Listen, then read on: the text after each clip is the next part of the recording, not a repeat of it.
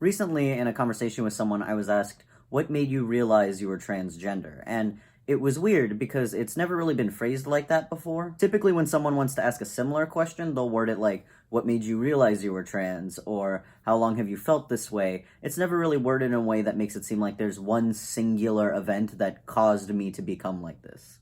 So I answered them in my typical way of saying, well, I've always kind of felt like this, and it took me years to finally realize that and acknowledge myself and all of that fun, mushy crap that a lot of trans people like to say. But the way he worded the question stuck with me, and I ended up thinking about it for like a week and a half. So this is me trying to answer that question by looking at a lot of the media that sticks out to me in my mind as things that put me on the path to realizing who I was.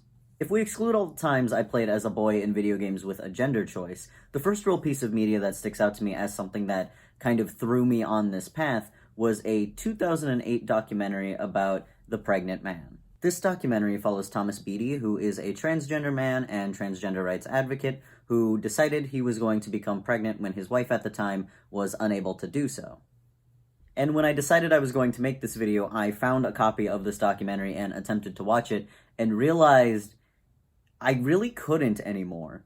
I originally saw it years ago airing on, I believe, TLC. I honestly can't remember. But I was able to watch the entire thing and was enamored with it. I was so fascinated by the idea that someone could not only change their gender, but still somehow operate within the societal conceptions of what their gender is supposed to do. So in this case, a man giving birth, but he was born a woman.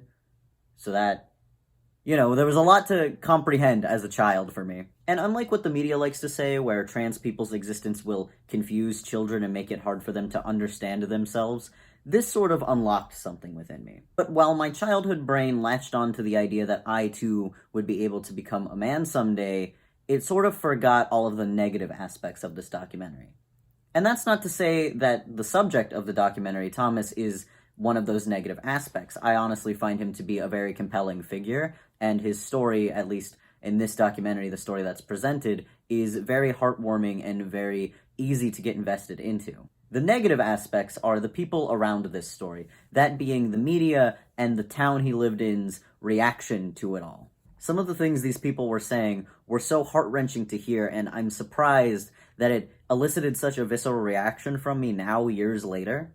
I've seen this film multiple times growing up, and while it has been about 5 years since I've last watched it, I did not remember it having so much just negative energy. On my most recent rewatch of this film, I had to pause it about 10 minutes in because I became so emotionally crippled by some of the things being said. Here's the news lesson. Men can't have babies. Men can't have babies. And that's a good thing. This isn't a miracle. At best, it's a circus-speaking sign. It happen every day that you get deliveries like that? He gets probably 2 or 3 a week. Big boxes? He or she or whatever you want. Steve, do you catch yourself looking at him/her and say, my God, this is amazing? Or And that sucks. It's a shitty feeling. So I can't even imagine what it must be like to be in this man's shoes and to had gone through all of that multiple times. The guy's had 4 kids at this point, I believe, so he's a pro at handling rampant transphobia. Proud of him. Couldn't be me. I'm not very active on Twitter, so I don't know what the majority of online trans people would think about Thomas and his story, but I personally find it very inspiring. I have a feeling, though, that a lot of online trans people would find some reason to call him problematic, so I don't know. I'm just a guy sitting in front of a wall. That's all I do. I'm sorry. But he seems like a genuinely good guy, and I really hope that his life is a lot better than it must have been in 2008, I'll tell you what. I do recommend giving the documentary a watch if you are able to withstand that amount of transphobia. It's about 50 minutes. It's a super good watch. I love it. But I would say that if you are not receptive to those kinds of words and you know it would put you in a bad mental state, maybe don't do it. This second point is going to be, I'm sure, controversial. Rocky Horror Picture Show is one of my favorite movies of all time. It's so good. I love it so much. It's a delight. Now, you might be thinking, Lee, what does this have to do with you being made trans by media? Well, let's examine this. Dr. Frankenfurter, as played by Tim Curry, made me realize a lot of things as I continued to watch the film throughout high school. which is your gender presentation doesn't necessarily have to match with how your body is shaped or how society would perceive your body. This is definitely not the main message of the film, which is mostly just to give in to pleasure and do the things you like to do, and be gay, do crime, I guess? But seeing a character revel in the fact that their gender presentation isn't necessarily the norm made me very happy. At the time I first saw this movie, I was a teenager, and I had been identifying as gender fluid, which mostly meant I was dressing kinda weird and wearing knee-high, high-heeled boots every day to school. It was definitely a look, I'll tell you that. Dr. Frankenfurter's my transition goals. There, I said it. It's out in the open. If in 10 years I look like that, I made it known, okay? Don't dream it, be it makes me cry every time, and it is kind of like the motto I go by in my life at this point. Moving on. So those were the two pieces of film media that really got me going down this journey of self-discovery. But there's a couple more things I want to talk about, which is the internet and how it affected me. If there's anything that I could say made me transgender, it was the internet. Being able to be exposed to so many people of differing lifestyles and views through websites like Tumblr and YouTube, I was able to really understand what it is I was feeling and how I could go about expressing myself and making the necessary changes in my life to become this. And I know saying Tumblr and trans in the same sentence is kind of like, whoa, hold on now, buddy, don't get offended. But it is true. Tumblr was instrumental in me discovering my gender and how I felt about it. Getting to read blog posts about other trans men's experiences really made me start to contextualize the things I was feeling at the time and finally figure out that the word that I've been seeing so often actually does apply to me. For a solid 2 years, I was gender fluid, and while that works for a lot of people, it never really worked for me because I never really could fully fit into a feminine mindset without still desiring the masculine. My gender really wasn't fluid. I was just bad at expressing myself and afraid of backlash. Reading all of these posts did finally sell me on the fact that I was, in fact, a trans guy, but the problem was I was still too afraid to fully socially transition or even attempt to think about medical transition. In my feeble little mind back then, I thought I would be perfectly content for the rest of my life, never doing anything and just staying a woman forever. Which of course was a terrible idea, but I don't fault past Lee for being stupid. I'm still stupid. But moving chronologically down my brain pipe, the next thing that really helped me decide to do the social transition was the YouTuber ContraPoints. I started watching ContraPoints before her transition really started, I guess. I've been subscribed for a while, let's just say that. And seeing her go through all of that really inspired me in a way to finally just give in and do the thing I needed to do. Watching her go from sexy twink to ethereal goddess really did put everything in perspective for me. I did have a hard time finding a lot of trans male YouTubers I really connected with in a way that would, do anything to my mental state or have me have some kind of epiphany. My brain and ContraPoints' YouTube content really just go together. And I know a lot of people will say different things about Natalie, like she doesn't like the non-binary community, or she's a horrible trans medicalist scum because of the thing with Buck Angel. And honestly, as someone who's consumed all of her content, I can safely say she's definitely not a lot of the things the internet calls her. If it wasn't for her videos, I probably wouldn't sound and look like this, so I think we all need to thank her for that at least. I was an ugly woman. I'm still an ugly woman.